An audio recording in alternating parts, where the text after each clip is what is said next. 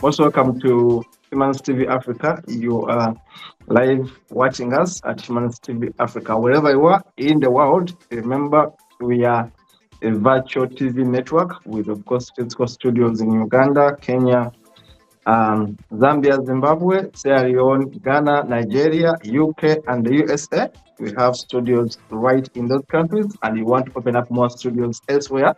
My name is Kato Mukasa. I'm a Ugandan lawyer interested in issues development, human rights, and matters progress. Now, this is Humans TV Africa. All of us are human beings in a way. That's why we call it Humans TV Africa. Please, can you do us a favor, but also empower yourself by subscribing to our channel, Humans TV Africa. On Facebook, we are there, but also on YouTube, we are there. Whatever show we do, these shows can be seen 1 year, 2 years from today. So it's very important to continue subscribing to our YouTube channel. We are a television station. You can also reach us by writing to us at info@humanstvafrica.com. Write us at info@humanstvafrica.com, but also send us a WhatsApp message. Our number is +254 7473 56767. And of course, our spokesperson, also communication officer, Brian Kabeko in Kenya, will be able to talk with you and answer your queries. You may want to work with us. You may want to bring a freelancer, to be an intern, to be a volunteer with us. In any country you are, we shall be able to open up a studio and work with you right in your country. We are a registered NGO. We are a registered non-government organization. Our work is to empower, inform, educate, but also do some bit of entertaining. But most importantly, we want to empower our people by changing mindset. Now, that is us, Humans TV Africa. And here we are today with my senior comrade brother, Mr. Kimera Henry. We shall be talking about food fraud and, of course, safety challenges in Africa and beyond. We are looking at food fraud and safety challenges in Africa. Welcome once again to Humans TV Africa, and my name is Kato Mukasa. In the studio is Mr. Kimera Henry, a consumer advocacy rights professional, and of course, very experienced in that field. I know him for doing this work for over 20 years. And this is episode number 2 for the fraud safety challenges in Africa. We had episode 1 with Mr. Kimera Henry. Those of you who didn't actually watch the episode, simply go back in our archives. The episode is right there. You can always find it, and you can always watch it and be part of this program. Thank you so much, and let us welcome Mr. Kimera Henry in the studio right there, and shall be talking about food fraud, safety challenges in Africa. This is episode 2. In episode 1, he gave us a background. We watched some videos detailing how fraud is being done. He defined food fraud, but of course touched on some of the issues of safety challenges. He made a very powerful presentation. Please, if you missed episode 1, I want to encourage you to go back and watch episode 1. This is episode 2. We are going to be showing you a few slides about food fraud, safety challenges in Africa and globally, you are going to be able to benefit into this. Remember, Africa largely is a food producer. We are agriculturists. We produce food and can feed the entire world. So it's important that we look at food fraud, look at food safety, look at things to do with what we eat, because all of us at one point do eat food. So it's important that this discussion goes on now. As we wait for our guests, we normally have challenges in internet connectivity because we are live in the studio. Our programs are not recorded, we go live. Now, I'm going to request our producer to showcase the slides which are prepared as our guest comes into the studio to take us into episode 2 today. Yes, the producer has given us Mr. Kimera is here. Mr. Kimera, welcome, sir. Thank you very much, Paul. It is an honor to be with the global world, with the Humanist Africa TV. And it is a great honor. Good morning, good afternoon, good evening to the global humanity. As we are all consumers, I'm honored to come and share with you the consumer perspective from the African continent, which we think with 1.2 billion plus, we can do an influence and impact, irrespective of saying we hardly contribute to the global economy, but with the African economy trading within Africa with food sovereignty and food production, we can forget the side stories, all the upside down stories that we can't feed ourselves. We can, and if we can discuss food fraud and food safety, we can be a productive continent, and we can do it. So it is a great honor having you colleagues in the second episode, and I look forward to deliberating with you. Thank you, sir. Thank you, sir. Welcome. And thank you so much, sir, Mr. Kimera. That is powerful. I used to say that my paternal grandfather used to say that a real man is defined by the size of his garden. A real man is defined by the size of his garden. And he used to tell me that if you don't have a garden, don't marry. Never said go to school. Never said have a car. He said if you don't have a garden, don't marry. So it means that food makes the home. Paul, I can add on the indigenous knowledge and the wealth of your grandfather to say that with the farmer, the garden might have been to him or to you from the perspective of food. But if you go into agriculture, if you have a garden, you have got a diversity and a wealth of genetic resources.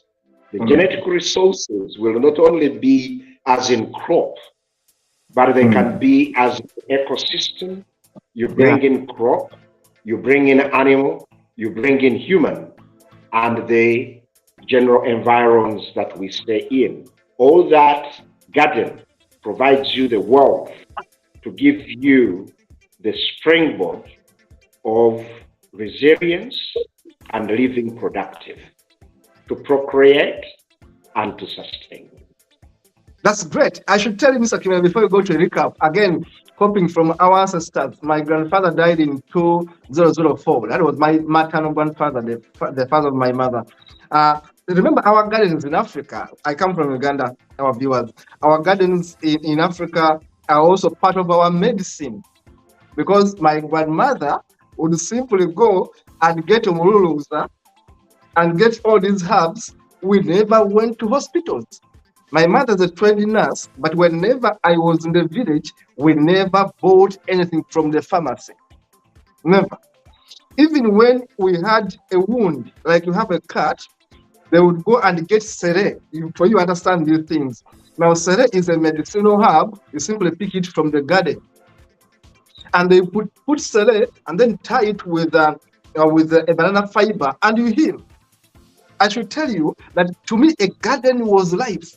So when I look back about 20-something years ago, I think my grandfather had so much wisdom that a real man is determined by the size and the richness of his garden, not the vehicle he's driving, not the degree they are having. Bottom line is food. Now you go back to the recap for the last show, Mr. Kimera. Okay, I'll say that in the recap, what I wanted to say now. I'll do that in the recap. Yeah. Please go ahead now. It's your time. Should I roll out the recap? Yes. Okay, please. Thank you very much, Paul, and our audience on the Humanities TV Africa. I would like to welcome you to the second episode. And we'll find that the episodes might end up dominating because food is politics. Yeah. Food governance comes in to rule and to drive and set the agendas. Like I was telling you the other day, COP28 revolved around food. These days, the discussions are revolving around food with the Ukraine-Russia aspects because of the 6 set out foods, and one of the biggest suppliers is Russia and Ukraine. Then when it comes to other aspects, taking in from Kato's grandfather, food is medicine. Food is the foundation that brings us together. I ask people these days, why do you sit around the dining table? It is all about food. And why? Because food starts our day. Air is part of food. Water is part of food. So the daily breathing that we are doing we are taking in air to contribute to facilitating our bodies to function. So I would like to go back to episode 1 and say that, ladies and gentlemen listening in, there is no security in any sovereign and unsovereign country without food. That is number 1. And what makes it sovereign, or what gives it security? It is food safety. You can have 1 million soldiers, but a single tampering with the quality and safety of their food, the whole country is vulnerable. So food safety is country security. It is human security. Food fraud is a global crime. Food fraud is a country insecurity. Unfortunately, as I recap, and which is going to be part of our major discussion today, there isn't any country that is productive if its citizens are not healthy. And one of the things that impede productivity and the health of citizens to be productive is their intake into the gut and the quality of what they take into their gut. It provides immunity, it provides energy, and it provides ability to think, plan, and deliver. So food governance is global governance. So as we are deliberating on food safety and food fraud, anybody in the African continent who tampers with the food security of 1.2 plus billion, that population makes us a formidable force globally. Just look at the global world. We are 8 billion, but we are the only continent that they mention that is 1 billion plus. The other 2 are subcontinents. India, which is 1.4, and China, which is also 1.4. They are all subcontinents, and they make up the Asian continent. But Africa, our population, once we are healthy, productive. We are a continent to be reckoned with. Let's forget the vagaries where we lack the governance to deliver us in food sovereignty. Food safety is a constitutional obligation. And it doesn't start with us, the citizens. It starts with the duty bearers. The duty bearers are obligated to put in place policy, legal, regulatory, institutional frameworks. These frameworks are to drive those of us who come from different countries that have had different measures, who have had kingdoms before the colonialists, and when the colonialists came, they found institutions functioning. If I would use Uganda as an example, and in Uganda there is a kingdom of Buganda. The kingdom of Buganda had a system where they would say that is the king's garden. That's true. The king's garden wasn't for the king per se, but it was used as a tool, an instrument for food security and food sovereignty. And even other tribes, all the other regions were there. They had their own systems, which systems would provide food security and food sovereignty and security. What I enjoy today, when we were being called poor, developing and third world countries, that the practices that we had to be sovereignty, food secure, are the practices that were condemned then. We used to eat vegetables. We used to eat unprocessed food, and it would keep us healthy. But the indices that came in, they are poor, they're sleeping under unthatched houses, they do not have access to piped water, they do not have access to cemented homes, they do not drive, they just walk. What is today called for healthy living? Walk over 10,000 feet, walk for over 30 minutes, ride a bicycle. It is unsustainable to sit and drive. What we used to do now is prescribed to us, and we are calling them gurus of health. Whereas we were gurus of health in the 50s, 60s, 70s, and 80s. And we were told we are backward. But now we are told we are unsustainable, and we're told to go back to our practices. So my colleagues, I'm not castigating anybody, but I am only showing us that as a continent, we still have the values, we still have the aspects to drive the global dispensation. Because we are still a continent that consumes less processed food. We are still a continent that grows most of our food. We are only let down by our leaders who do not have policies that relate to our conditions. We do not have legislation that recognizes indigenous knowledge. We do not have legislation that promotes our local foods.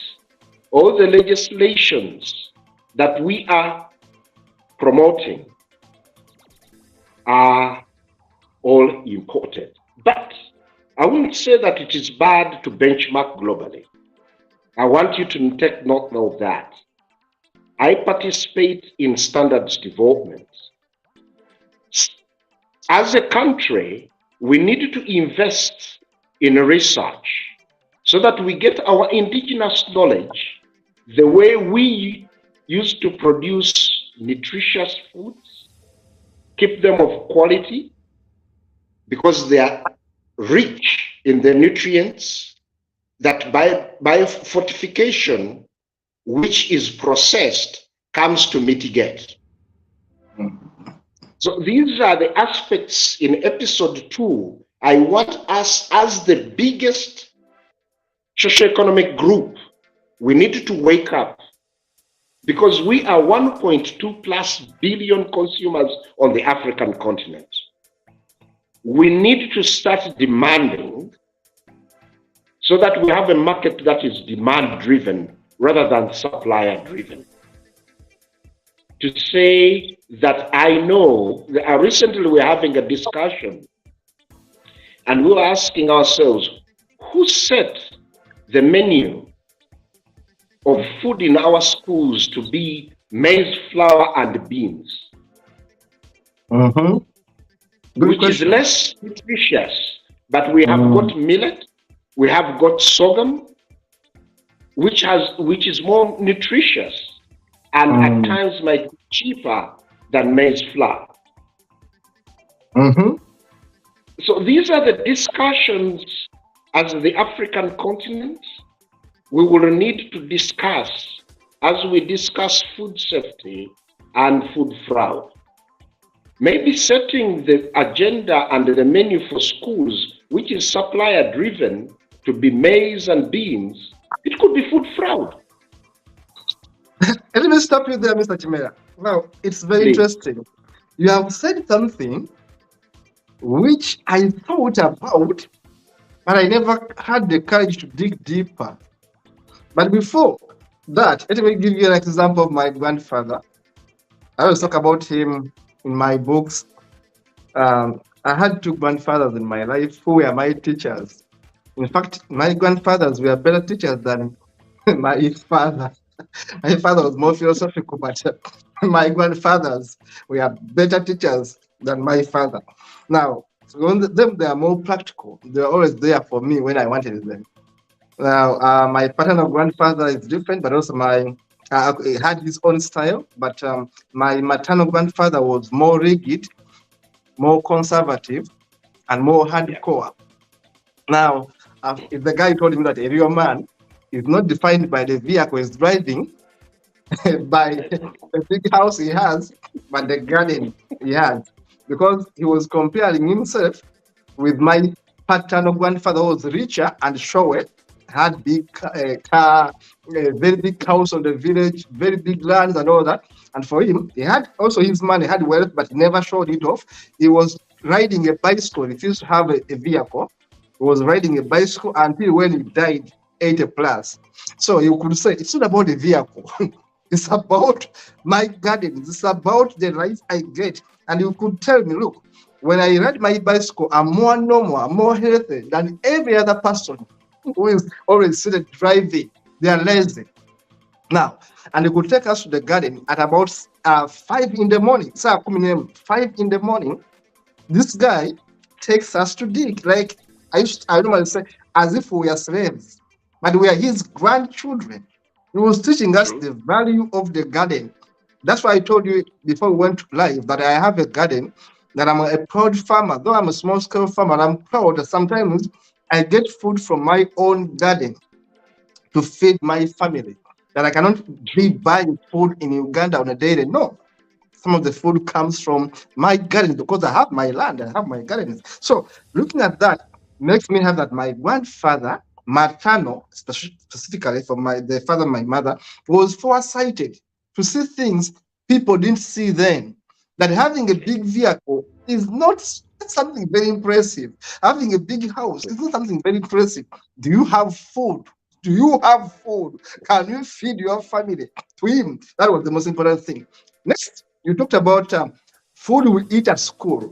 I was in school much of the time, of course. I always wondered, why do these guys feed us with kosher and beans? Now, when you said it, I never had courage to research on that. But when you said it, my mind was tickled. I was like, why? Look, in Masaka, we have bananas. They may say they are Sure. expensive, but fine, we have them. But we also have potatoes. True. And potatoes, to me, are much cheaper. But we also have cassava. Also, we have some bit of millet. Why were the schools conditioned that we cannot eat groundnuts, for example, Yeah. but we must eat beans? Yeah. I'm not a scientist per se. I'm not so good at food and nutrition, but I'm looking at the combination that could make us sleep in class every afternoon. To me, after eating lunch, I would struggle with afternoon lessons. I would always go outside and wash my face. That's how lazy I was after eating. Because I realized that the food combination I'm given doesn't rhyme with my body. When I eat it, I get weak. So when he Very true. said it, I was wondering why do these Africans who are organizing our food policy in schools zeal on posho and beans? Was it because it was available? There were other options. Was it because it was cheap? I don't know. Now, because you said it, it tickled down in my mind and said, why? Wait a minute. Why do our children being fed poor? Over to you. Talking about food policy again. So, so having said all that, it still goes Mm, back to food. And if we are talking of poverty, mm, our colleague, nutrition poverty can be even far worse off, or I would say it is far worse off than money poverty. mm, Because if you are not nutritious, if you and your body is malnourished, you are not productive. yeah. You are disease prone. Whatever income you earn, you are going to spend it on drugs. So that is why I say food is medicine. It makes you healthy and you are immune to food disease or to diseases.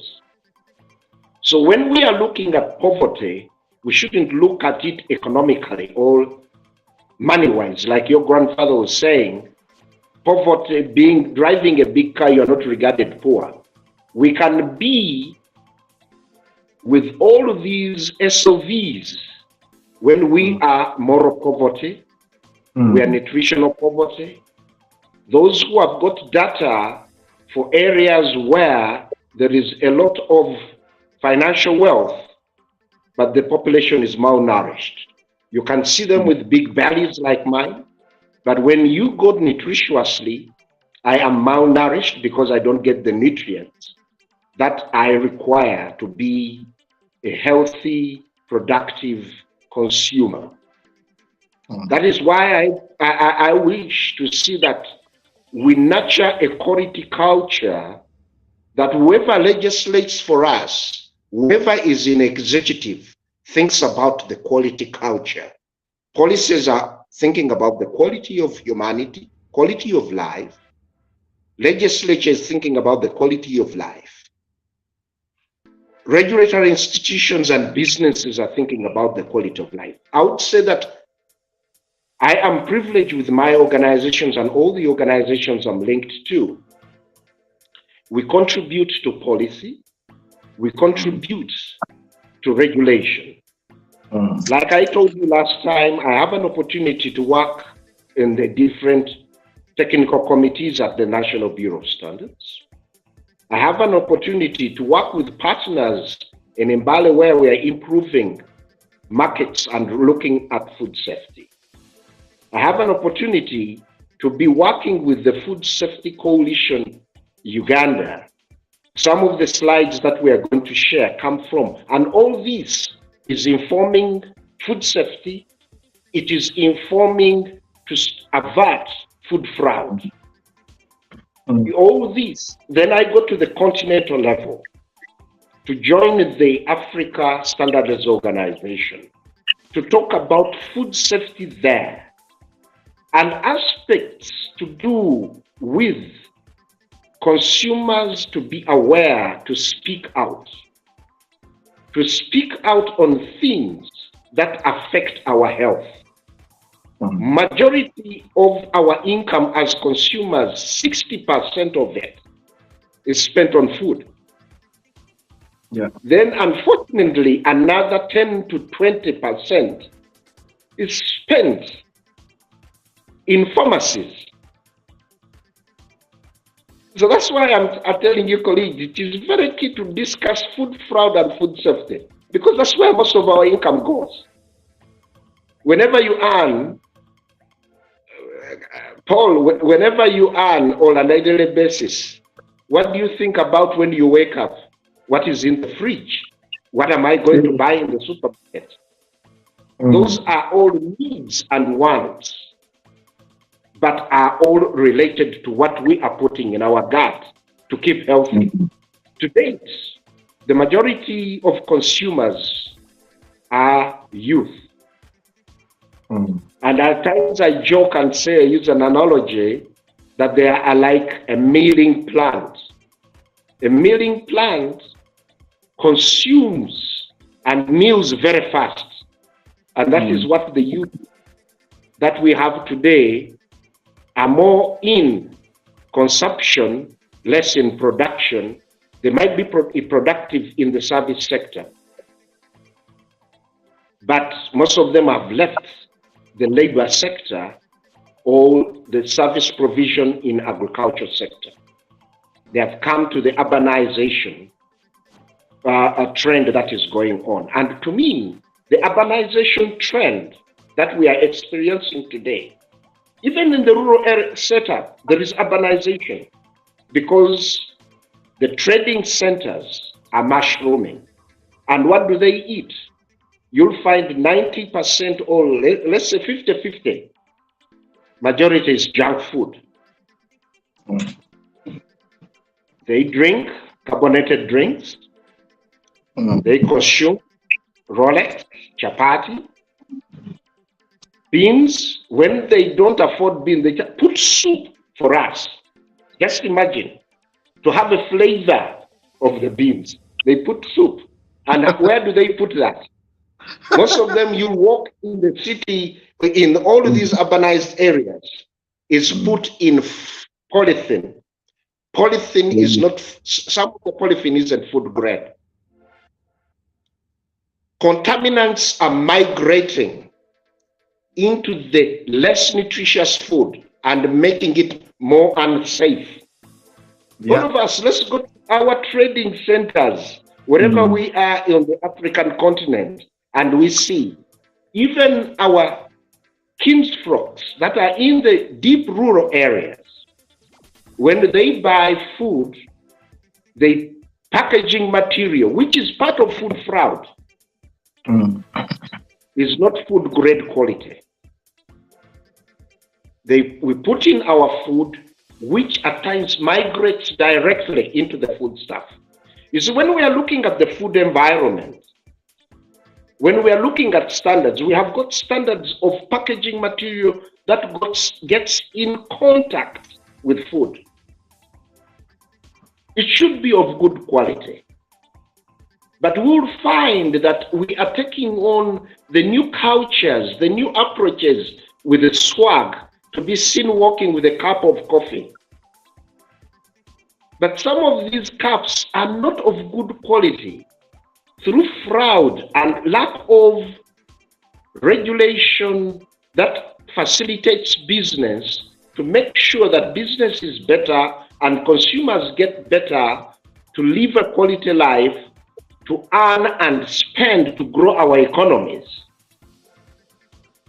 We end up failing to legislate, failing to facilitate, to provide the consumers, to provide the businesses to provide us better, so that whatever we are consuming is of good quality, so that we are productive, we earn an income and have a dispensable income to go and be a positive market for the businesses.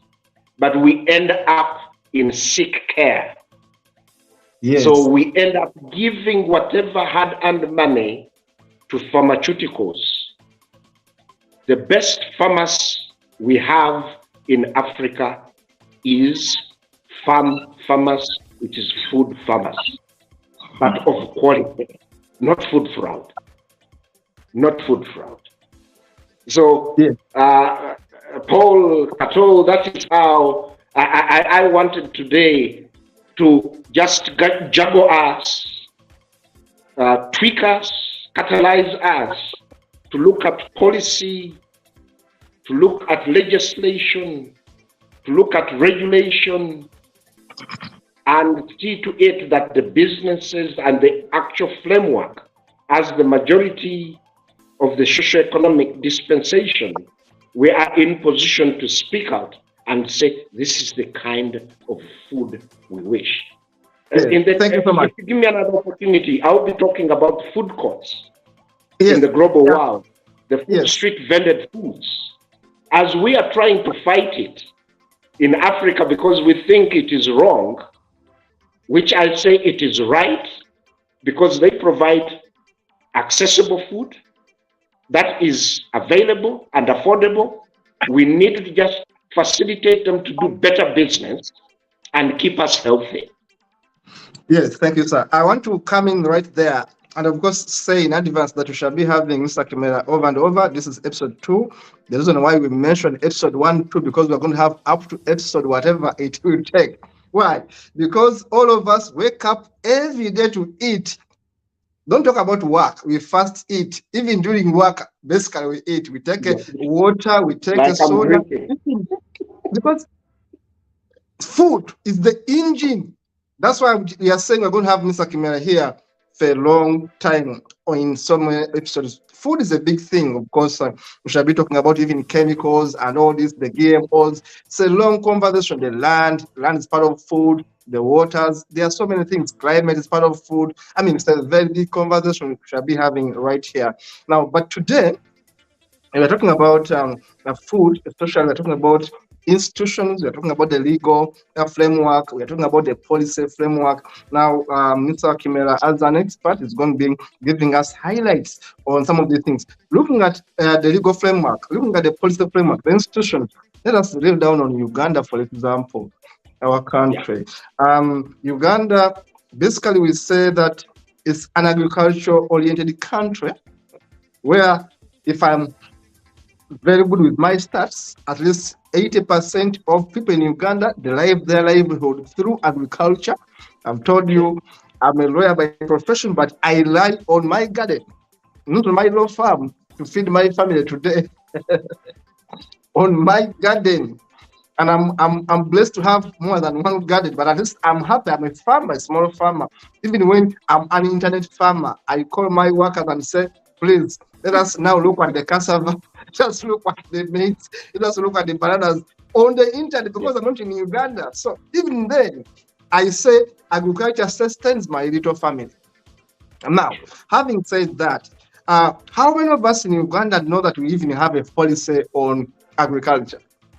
How many of us in Uganda even know that we have institutions that actually cater for farmers? Because where I come from, basically my people are rural and less informed about these things. So, Mr. Kimera, taking us through the policy, what do we have on table, for example, in terms of institutional framework in Uganda?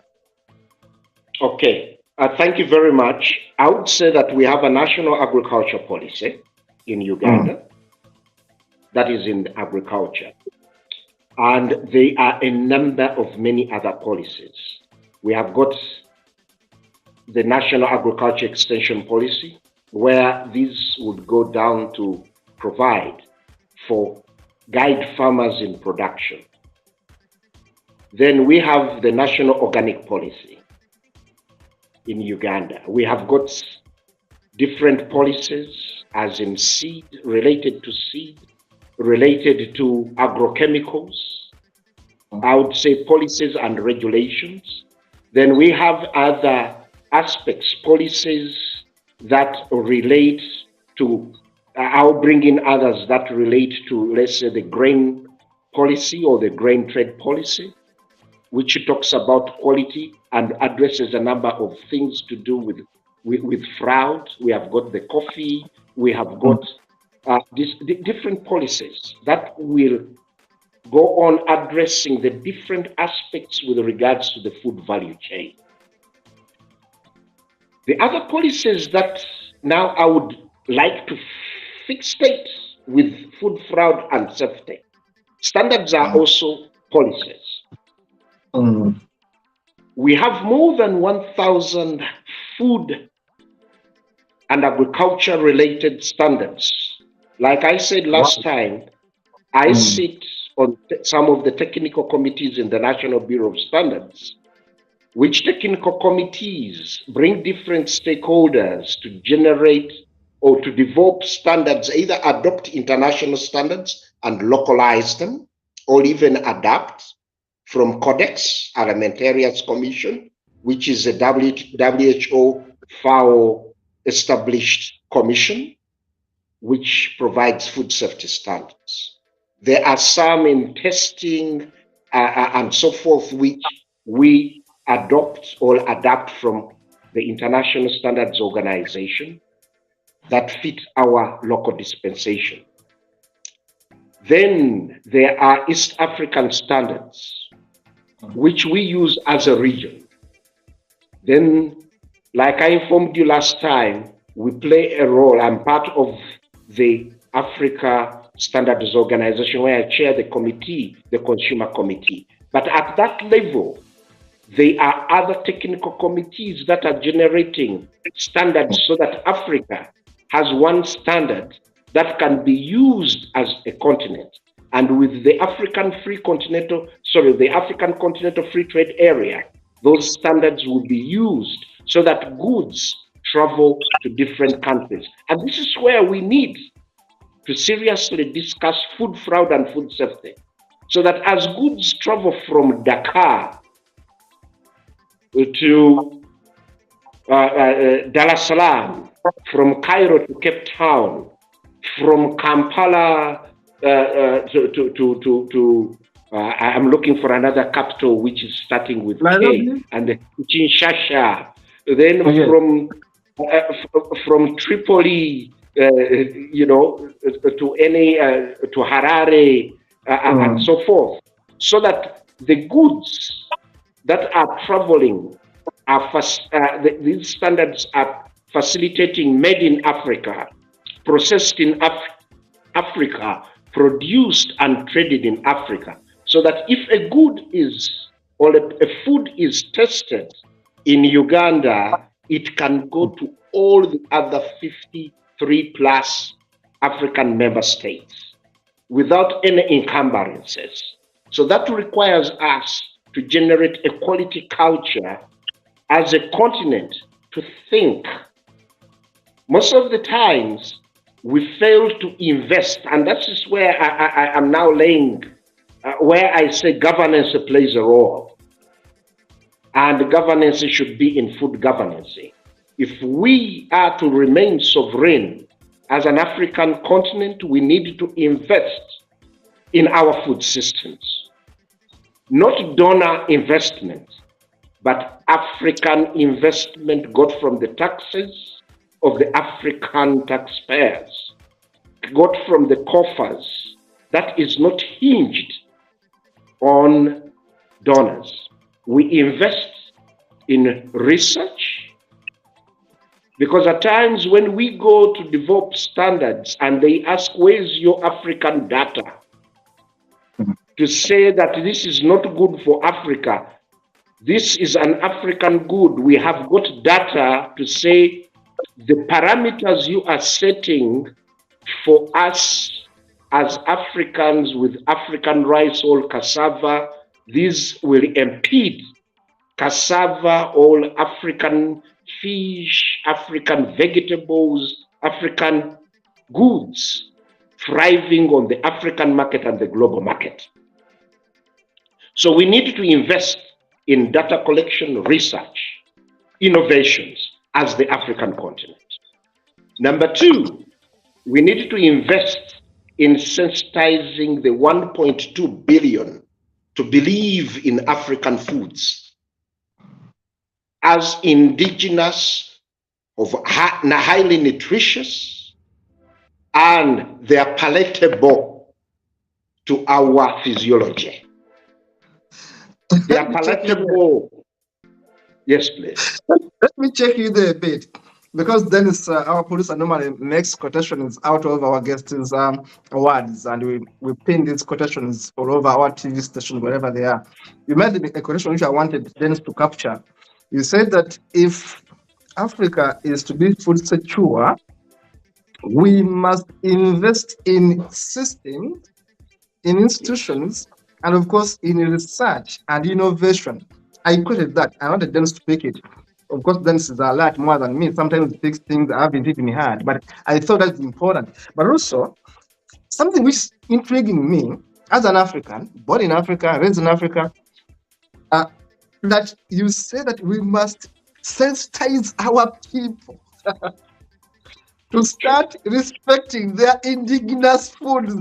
To me, True. and you are right, but to me, it's a big insult that someone has made me forget that actually amayuni is a good food for me. That basically muogo is a good thing for me, good food for me. That actually potatoes are good for me. That actually bananas, beans, as they were 100 years ago, are still good for me than actually going for A, B, C, D from the so-called this kind of world. Surprisingly, which is also annoying. Can I give you a sad story there, Paul? Give me that and one. Which is, I'm not saying I'm castigating business, but now this is a blame to consumers where we are tending to be irresponsible. And this goes back to schools. Schools are starting in February. 1 month after, we are going to have visitations. But schools refused us as parents to take cooked food to school. Yes. But do you know what they call cooked food is indigenous homemade food, but yes, they allow fast foods. KFC is doing business. Cafe Javas is doing business. I'm not saying it is bad, but how do you go and downgrade the food of your children eat when they are in holidays? They don't eat KFC now as a daily meal. But look at the school administration saying, don't bring cooked food, but you are allowed to bring packed KFC, Cafe Javas, or any other fast food. I will intervene there. And mindset bankruptcy is that? You saw me doing a mirundi here, like our heads are becoming watered so much. Our brains are becoming watered. And we call ourselves a sovereign country where we can't speak out on this. We are a country experiencing non-communicable diseases, taking in a lot of fatty acids, taking in a lot of salts, sugars. It is a swag and a pride to be, it's a consumer choice. Okay, it's all right. To be seen walking with a carbonate drink, to be seen walking with a branded takeaway and walking into a school with a cart or a wheelbarrow, 90% of it are processed foods that are going to make our children obese. Because most of the school institutions that we have do not have facilities for physical education. We grew up doing physical education. It was a must. We have sold and built in all of those spaces. This is food fraud. Let me check you there. The conversation is very interesting, and I'm so sad our time is running so bad. Dennis, we are going to borrow more 20 minutes to this program because, we are going to borrow more time. Honestly, there are things which annoy me, and I think we have been programmed to think like zombies. I am 45 years old, and I grew up in an environment where I was studying in big schools, and PE, physical education, was a must. Now, today, I am a parent. I have children in boarding school. You are very right. They don't allow us to take cooked food. I asked why. They said because children are poisoned. Then I told them, do you believe that the mother of the children can poison them? The poison them. The mother of the children cooks food, brings it, and poison her own children. I told them straight up. If it was the maid bringing the food or a co-wife or a relative, maybe you would say your point is valid. But a mother of a child cannot poison their own children unless otherwise. In fact, I forced that school to allow my mother to take, my mother, the grandmother of the children, to take food for the children. My mother took food, cooked food, locally cooked food at home, took food for her grandchildren to that school in the visitation, and it was allowed. I said, no, there's no way you can continue doing things in a stupid way. This is Africa, this is Uganda. There's no way we are going to bring stupid sodas and all these things for our children to take. It has taken me 40 years, Mr. Kimera, 44 years to abandon sugar. I told you I'm 45 now. It has taken me 44 years to abandon sugar, to start taking honey or at least plain water. 44 years. My mind was wired that if I don't take sugar, I won't survive. Now, it's programming. It's programming. We are going to borrow more 20 minutes, Mr. Kimera. Dennis, may you please play for us slides? Mr. Kimera is going to continue talking whatever he wants to say, but the slides should be same, basically for our viewers, because they can always pause the video and continue. Mr. Kimera, continue. So, Paul, you have just said something that I asked before my daughter and son left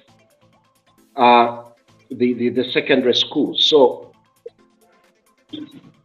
food that we consume at home on a daily basis versus fast food. And when we go to figures and studies, which is more poisonous? Yes. Let's continue the slides. Yes. I would like to commend the Anti-Counterfeit Network Africa. I'm using their slide, which shows aflatoxin. That is a food safety aspect. I am a board member with Food Rights Alliance, and its partner, USAID, they are running a joint aflatoxin mitigation campaign. This is where the slide comes in. Like we were talking about maize, that is a major meal in schools. You'll find that food coming from home, prepared at home, is more safe than the junk food we are allowed to take to schools. So where schools administration, members that are not in Uganda and global in Africa or continental in Africa, you should campaign to see to it that schools do not muzzle us to feed our children on fast foods. When we go to visit them, they should allow us to carry food. So aflatoxin is a challenge, and we need to address it. So as we go on, true, we need to guard ourselves against all these foods to make sure that food safety is promoted and guaranteed in all the food environments, enable us to be productive. This one, I did bring it in from FAO, that it is very good to be anticipatory. If you are with regards to governance, policy, legal, and regulatory framework, it is very good to be anticipatory and prepare. That will build resilience. If you know that we are a country that is in a template, we need to prepare and always have mitigation measures, not only for the vulnerable rural, but also for the vulnerable urban. You will appreciate that the urban poor are more vulnerable than the rural poor, because the urban poor will eat from garbage. The rural poor once in a while might get a nutritious food, but the urban poor might not. though the urban poor tend to be more resilient because of the different aspects they see, and because there is a lot of food loss and waste in the urban area, so they tend to be well covered in one way or another. But anticipatory aspects are very key, and I would like every African country to pick up this slide from FAO and take it on to implement it in their countries, to call upon their local leaders, regional leaders, and members of parliament to ask the executive to implement anticipatory actions. These make us have dignity. You see, without unable to feed your family, you are indignified. You'd have no value, like the grandfather of Paul used to tell, maternal grandfather used to say. Like if the discussion we are having today, if well enshrined in policies, well enshrined in legal regulatory frameworks and businesses adhere to, we will be able to have better production, the production that facilitates and takes care of the environment. Know that with bad environment, we cannot have good production. We will have better nutrition. Like I mentioned earlier, nutrition poverty stifles education, stifles innovation, stifles productivity.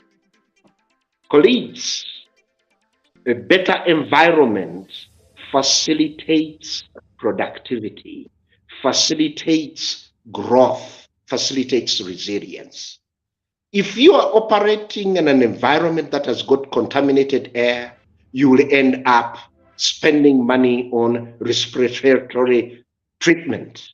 If the environment is bad, it will bring in unsafe food due to contaminated water. We will not be in position to alleviate poverty due to poor environmental or poverty environment. Better life.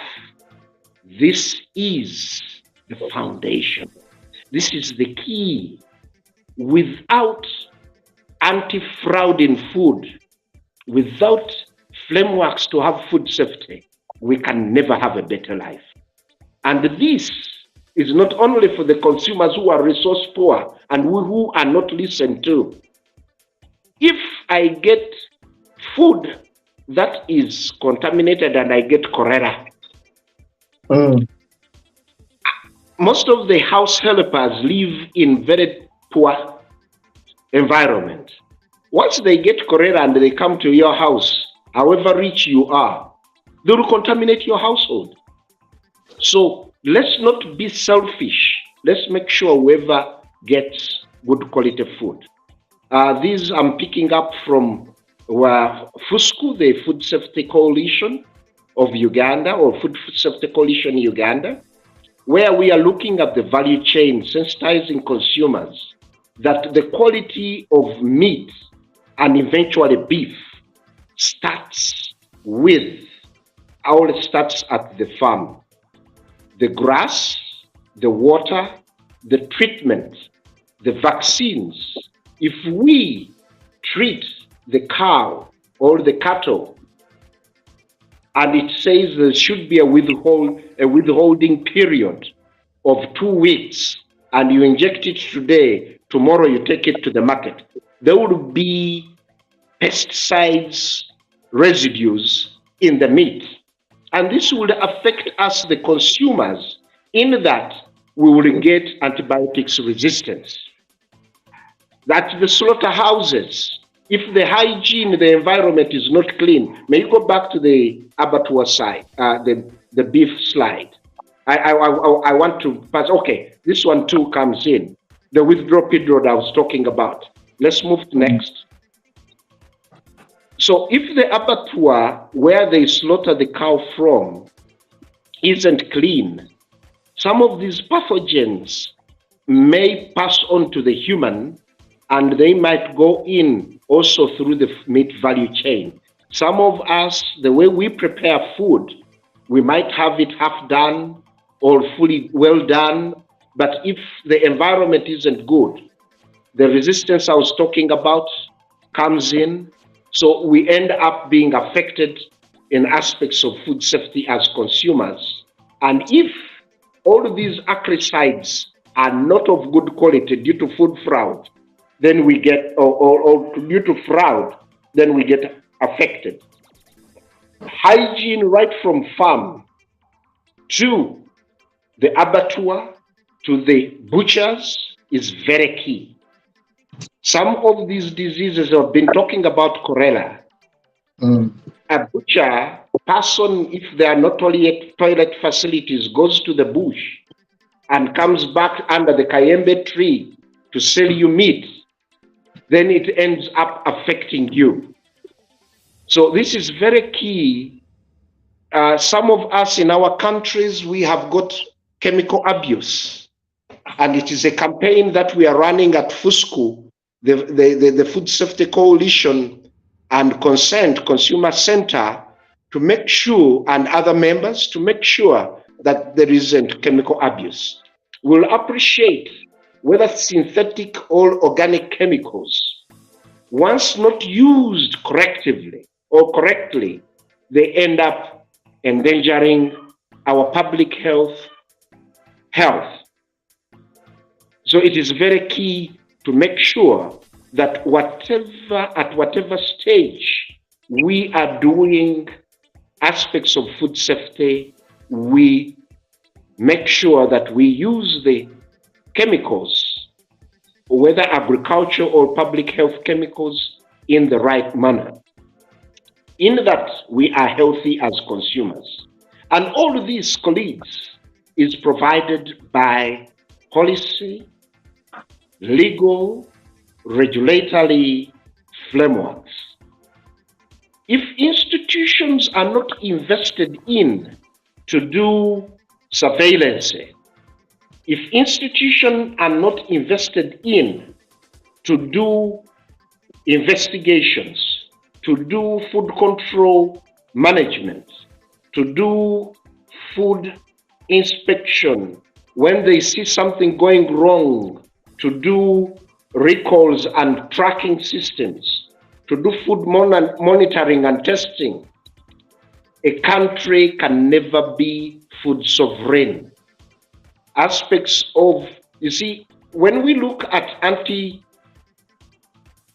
anti-spatory approaches, legislation, regulations, and legal frameworks play a role because they provide a system to make sure that consumers are not affected, food businesses are not affected, and the national economy.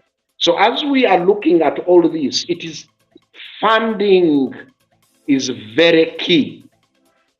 When you look at the budgets that we put in these institutions, we call the competent authorities, to be fully fledged so that they drive businesses to operate on ethics and provide quality goods and services. The budgets are minimal and worrying. So if you, like any business, if they are to do business, they put a proportion to produce quality. We need to put, let's say, 50 to 60% of our budget in provision of that. But you'll find that national budgets, when you look at them towards agriculture, towards competent authorities like the National Bureau of Standards of Uganda, has got a dismal, a worrying, and an absurd budget. And the next minute, both politicians, civil servants, businesses, and us, the consumers, we go and condemn these competent authorities that are supposed to safeguard us, not to provide to safeguard us. But how do you expect a regulatory institution to safeguard you when it has no resources to function? So this is where, in all the countries we are in, We need to call upon our politicians, we call upon our legislature and fellow technical or competent authorities to know without a systems approach with regards to quality. If I use the Uganda case study, if the National Bureau of Standards is effective, it will facilitate the local governments to earn more revenue, because whatever would be there, consumers would be healthy, and the businesses that are paying taxes and local revenue will not be making losses. The businesses in digital businesses in different transport should be concerned when they see one area that makes their game being affected. If I fall sick as a consumer, there are ripple effect backwards, even up to the farmer. And this is when I'm discussing in all of these with my colleagues in all these aspects, I discuss the farmer-consumer dialogue. What affects the consumer affects the farmer, affects the business, affects government. Because a sick consumer brings a healthy burden to the healthy budget. So, as duty bearers in government, it is very key to invest in different competent authorities that provide. If there is primary health care and food is of good quality, there will be less of sick care. There will be more of productivity and productivity care with quality of life. Thank you, sir. Thank you so much. Yes, please. Thank you so much, Mr. Kimera. You have had a good run. I'm going to have to stop you there for episode 2. It has been really interesting. I wanted to get more time, but we are going to stop it at this. I want to quote you on this. You said that basically to have a better conversation, to have food security, we are talking about food fight today and safety challenges. We need to look at the farmer consumer having a dialogue. I wanted to add something that also we need to bring in the seller and the government, because here we have a farmer. I'm a farmer. I'm a very small scale farmer. Basically, I do food for my own home. You call it what? That's where we were farming for your home consumption. Your own consumption. There's a term they use in economics. Now, I'm a very small scale farmer, but now there is a farmer and there is a consumer, but also I'm talking about a seller. We need to look at the seller also in the chain, because the seller does the fraud. The seller does the fraud because he wants to get excessive profits. This is capitalism, the value chain right there, but also the government. Thank you so much, Mr. Kimera. We are going to have you back on Saturday, if all goes well, for episode 3. I told the viewers that food is life. Africa is 80% relying on food, agriculture. So to us as Humans TV Africa, we are going to talk more about agriculture, because people are abandoning our own farms to go and become slaves when they have lands. I call them lands, though it must be land. When they have big chunks of land, they are selling their pieces of land to buy motorcycles and end up being killed on the road, and they leave the land, which is our wealth, which is our source of income and livelihood. So this program is for you. It's empower people. Understand your land, understand agriculture, understand safety, understand challenges, and then move forward. Mr. Kimera, give us your conclusion for today. We shall be back on Saturday for another episode 3, if all is well with you then. Humanist TV Africa, thank you very much. I look forward to being with you in our next episode.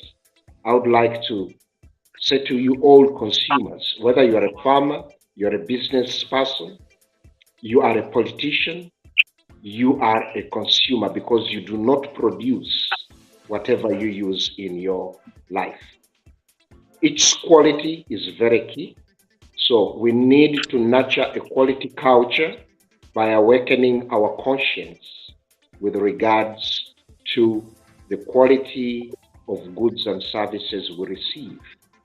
So my parting shot is, let's build and grow and sustain humanity through quality culture, quality systems, and quality services. Looking forward to seeing you next Saturday and talking to you. Thank you very much. That was powerful. I should tell you, I keep on learning from you, and to me, this has been a very, very informative show. My senior colleague in London, it's called Paul Ewans, is an Englishman, watched your first episode and told me, we need this guy back. It was really very educative.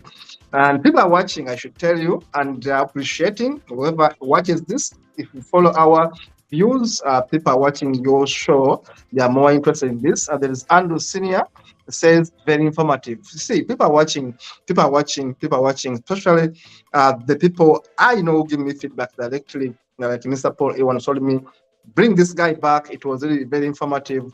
They are here in England, they are English people, but they enjoy the show because it's about agriculture. And all of us eat food because we must eat to survive. Remember, my mother is a nurse, used to say that if you don't eat food well, you're going to eat medicine as food.